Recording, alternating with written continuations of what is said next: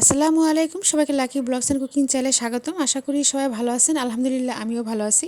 আরেকটি নতুন রান্নার ব্লগ ভিডিও নিয়ে চলে আসলাম। তো আজকে আমি লাউ শাক দিয়ে রুই মাছ রান্না করব। আর এর জন্য আমি ছাদে চলে এসেছি। আমাদের ছাদ বাগান থেকে লাউ শাক নিতে ভাবলাম আপনাদের সাথে একটু শেয়ার করি। তো এখানে দেখুন কত সুন্দর আবার নতুন করে থানকুনি পাতা হয়েছে।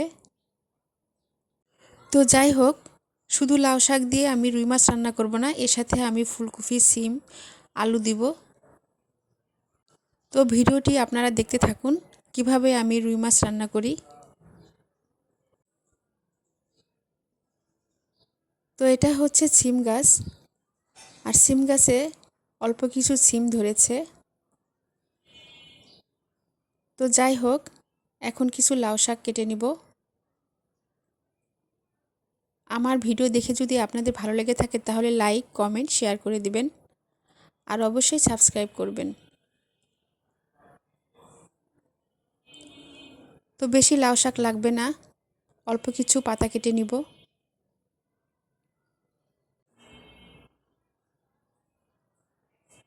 তো লাউ শাক কাটা হয়ে গেছে।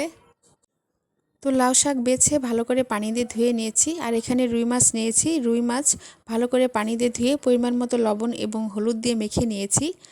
আর এখানে সিম, ফুলকপি, আলু কেটে ভালো করে পানি দিয়ে ধুয়ে নিয়েছি।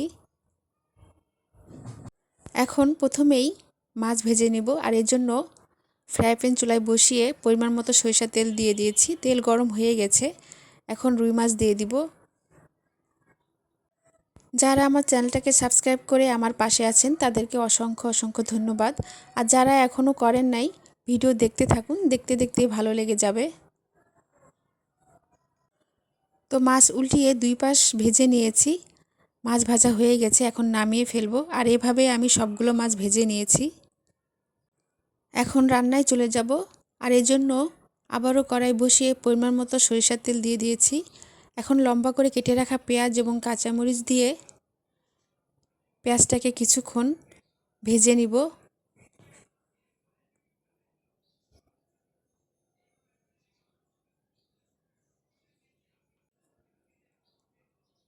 তো পেঁয়াজ ভাজা হয়ে গেছে, এখন পরিমাণ মতো আদা রসুন বাটা, পরিমাণ মতো হলুদের গুঁড়া, ধনিয়ার গুঁড়া, লাল মরিচের গুঁড়া, স্বাদ মতো লবণ দিয়ে মশলাটাকে একটু নেড়ে চেড়ে দিব। এখন আধা কাপ পরিমাণ পানি দিয়ে মশলাটাকে কিছুক্ষণ কষিয়ে নিব।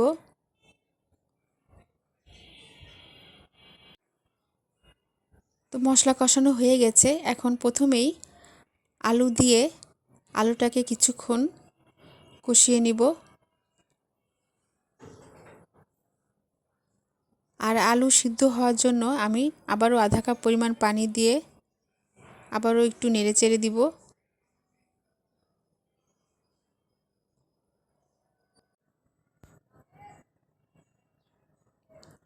তো আলু কিছুক্ষণ কষিয়ে নিয়েছি, আর আলু প্রায় সিদ্ধ হয়ে গেছে। এখন সিম দিয়ে দিব, আর সিমটাকেও কিছুক্ষণ কষিয়ে নিব।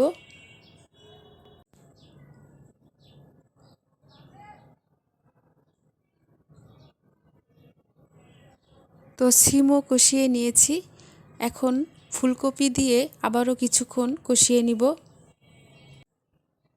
সিম আর ফুলকপি আমি কিন্তু পরে দিয়েছি, আলুর সাথে দিলে সিম ফুলকপি গলে যেত।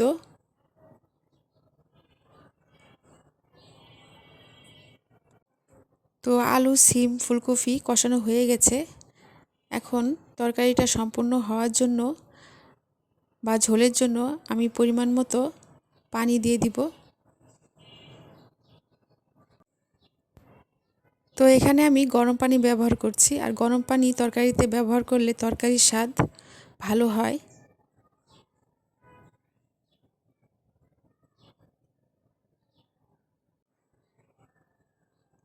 এখন ভেজে রাখা রুই মাছ দিয়ে দিব।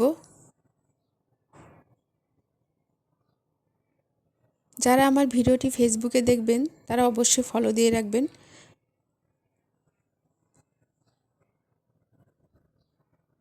ফেসবুকের পেজের নাম হচ্ছে লাকি ব্লগস অ্যান্ড কুকিং। তো এখন আমি মাছের উপর দিয়ে লাউ শাক দিয়ে দিব। তো সবগুলো লাউ শাক দিয়ে আমি আগে থেকে লাউ শাকের উপরে একটু লবণ ছিটিয়ে দিয়েছিলাম, এতে করে লাউ শাকের ভিতরে লবণ ঢুকবে।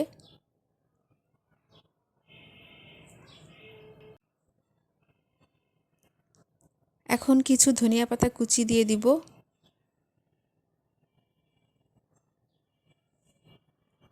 আমার তো ধনিয়া পাতা কুচি খুবই ভালো লাগে, আর আমি সবসময় তরকারিতে ধনিয়া পাতা কুচি ব্যবহার করে থাকি।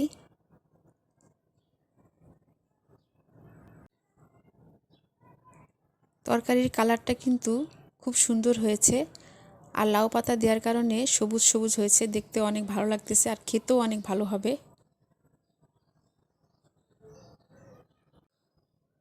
তো রুই মাছের তরকারি হয়ে গেছে, এখন নামিয়ে ফেলবো। তো তৈরি হয়ে গেল লাউ শাক, ফুলকপি, সিম ও আলু দিয়ে রুই মাছের ঝোল রান্না। এই রুই মাছের তরকারি গরম ভাতের সাথে খেতে অসাধারণ লাগে, আর লাউ শাক দেওয়ার কারণে তরকারিটা দেখতে যত সুন্দর হয়েছে, খেতেও অনেক মজা হয়েছে। তো এভাবে আপনারা রান্না করে খেয়ে দেখবেন। নতুন নতুন ভিডিও দেখতে আমার চ্যানেলের সাথে থাকবেন। সবাই ভালো থাকবেন। আল্লাহ হাফেজ।